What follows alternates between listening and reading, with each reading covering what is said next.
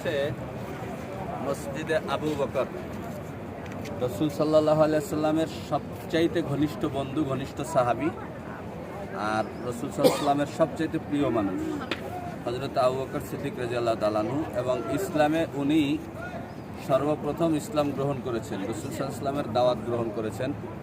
এমনকি নিজে দাওয়াত গ্রহণ করে রাসূল সাল্লাল্লাহু আলাইহি সাল্লামকে জিজ্ঞাসা করছেন, ইয়া রাসূলুল্লাহ, আমি তো কালেমা গ্রহণ করলাম, ঈমান আনলাম, এখন আমার দায়িত্ব কি?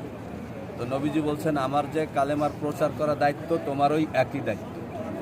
হযরত আবু বকর সিদ্দিক রাদিয়াল্লাহু তাআলা আনহু বের হয়ে গেলেন। রাসূল সাল্লাল্লাহু আলাইহি ওয়াসাল্লামও দাওয়াত দিয়েছেন, আবু বকর রাদিয়াল্লাহু তাআলা আনহু দাওয়াত দিয়েছেন।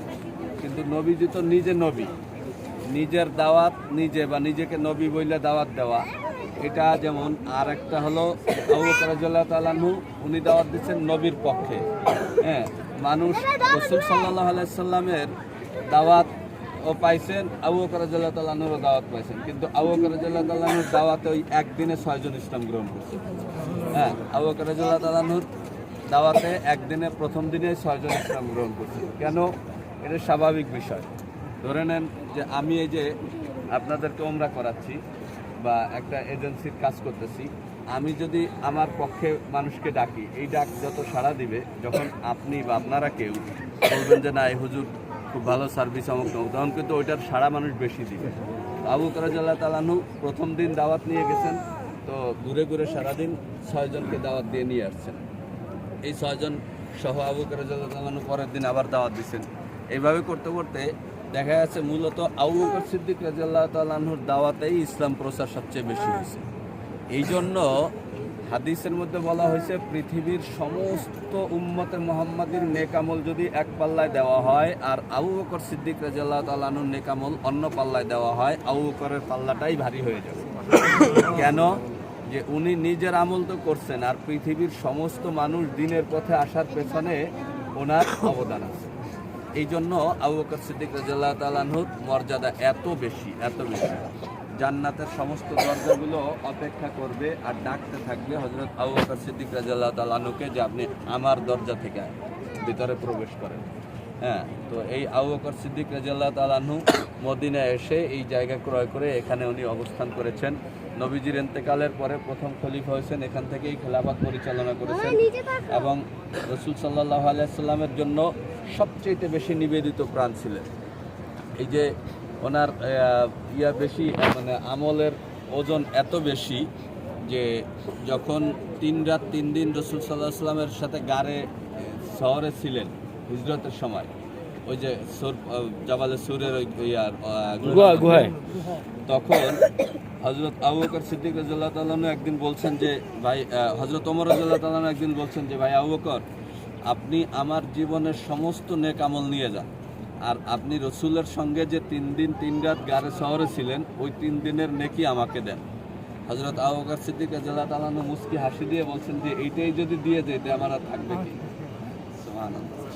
তো আবু বকর রাদিয়াল্লাহু তাআলা আনহু প্রত্যেকটা নেক আমলে উনি আগায় থাকতেন। আল্লাহ রসুল মাঝে মধ্যে আমলের পরীক্ষা করতেন। তো একদিন এক মজলিসের মধ্যে এরকম সবাইকে নিয়ে বসে নবীজি পরীক্ষা করতেছেন কে কি আমল করছে। তো বলছে যে আজকে কোনো ব্যক্তি আছো যে কোনো রুগীর সেবা করছো? হযরত আবু বকর রাদিয়াল্লাহু তাআলা আনহু হাত তুলছেন। আজকে কোনো জানাজায় শরীক হয়েছে এমন কেউ আছে? আবু বকর সিদ্দিক রাদিয়াল্লাহু তাআলা আনহু হাত তুলছেন। আজকে কোনো অসহায় মানুষ, হ্যাঁ, তাকে সাহায্য করছো এমন কেউ আছো? এখানে আবু বকর সিদ্দিক হাত তুলছেন। কোনো ক্ষুধার্ত মানুষকে খাওয়াইছো এমন কেউ আছে আজকে? আবু বকর রাদিয়াল্লাহু তাআলা হাত তুলছেন। মানে যতগুলো আমলের পরীক্ষা নিয়েছেন সবগুলো। এই জন্য আবু বকর সিদ্দিক রাদিয়াল্লাহু তাআলা আনহু ইনি হচ্ছেন মুসলমানদের মধ্যে সবচেয়ে শ্রেষ্ঠ মানুষ। আবু বকর সিদ্দিক রাদিয়াল্লাহু তাআলা আনহু দানের হাত কেমন ছিল আপনারা জানেন। নবীজি যুদ্ধের জন্য চাদর বিছাইছেন যে যার যা আছে যে যার সাধ্য অনুযায়ী দান করো। আবু বকর সিদ্দিক রাদিয়াল্লাহু তাআলা আনহু ঘরে যা ছিল সব কিছু খুঁজে খুঁজে নিয়ে এক টোপলা করে নিয়ে আসছেন। নবীজি বলছেন, আবু বকর তুমি ঘরে কি রেখে আসছো? আবু বকর বলছেন যে ইয়া রাসূলুল্লাহ, আমার ঘরে আমি আল্লাহ এবং আল্লাহর রসুলকে রেখে আসছি। হ্যাঁ, আবু বকর শুধু আল্লাহ আল্লাহর রসুলকে রেখে বাকি সব নিয়ে চলে আসছেন। সে আবু বকর সিদ্দিক রাদিয়াল্লাহু তাআলা আনহুর বাসস্থানটা আমরা দেখতে পারলাম, আলহামদুলিল্লাহ। এখানে মহিলাদের নামাজের ব্যবস্থা নাই, শুধু কি নাম ছিল, সিদ্দিক হলো কেন? আচ্ছা, সিদ্দিক হয়েছে ওই যে মেরাজের রাত্রে উনি একটা প্রশ্ন করছেন যে ওনার নাম তো আবু বকর, সিদ্দিক হইলে আবু বকর সিদ্দিক কেন বলি? তো তো আবু বকর সিদ্দিক রাদিয়াল্লাহু তাআলা আনহুর নাম সিদ্দিক উপাধি উনি এই জন্য পাইছেন, যখন মেরাজ থেকে আসছেন নবীজি, মেরাজ থেকে আসার পরে মেরাজের যে ঘটনা, এটা তো একেবারেই আজগুবি মনে হয়, মানে অস্বাভাবিক এবং অবিশ্বাস্য ঘটনা। তো আবু বকর সিদ্দিক রাদিয়াল্লাহু তাআলা আনহুকে যখন নবীজি এই ঘটনা বলছেন, কোনো প্রকারের এশকাল, অভিযোগ, আপত্তি ছাড়াই হযরত আবু বকর এটাকে স্বীকার করে নিয়েছেন, মাইনে নিয়েছেন, যার কারণে নবীজি আবু বকর রাদিয়াল্লাহু তাআলা আনহুকে সিদ্দিক উপাধি দিয়েছেন। তো এখন মহিলাদের নামাজের ব্যবস্থা নাই, পুরুষদের নামাজের ব্যবস্থা আছে, চাইলে আমরা 2 রাকাত এখানেও দুখুলুল মসজিদ পড়ে আসি। আপনারা ওখানে থাকেন?